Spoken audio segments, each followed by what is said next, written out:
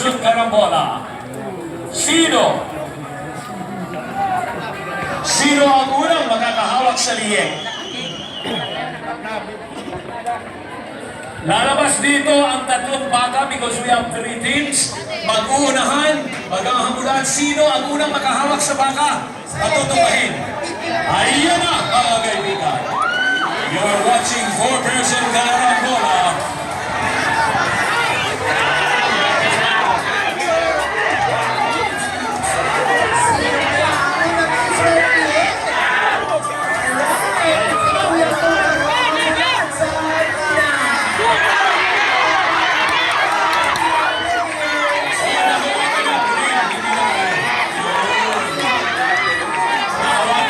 Central Luzon State University.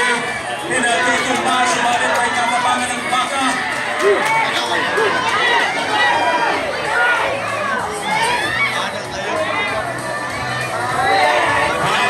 Ang dalawang team ay hinahatumba ang kanilang baka.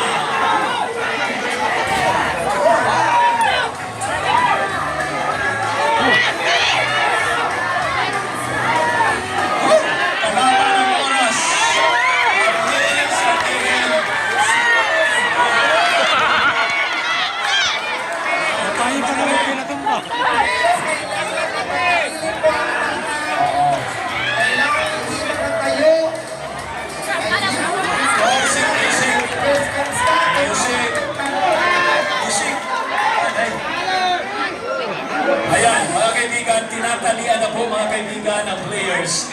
Kailangan sa loob ng 10 segundo, hindi dapat makatayo ang baka para hindi ma-disqualify ng players.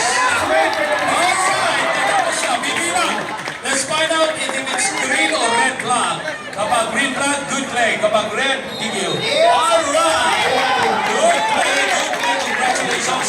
Natapos na rin ang isang team. 10 seconds. Alamin natin, ano ang decision?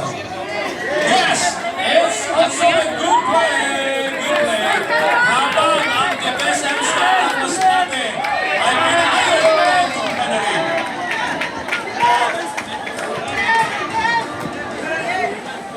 Yan po mga kaibigan ang karambola. 4-person. Medyo may kahirapan kung ito ay 2-person. Dalawa lang.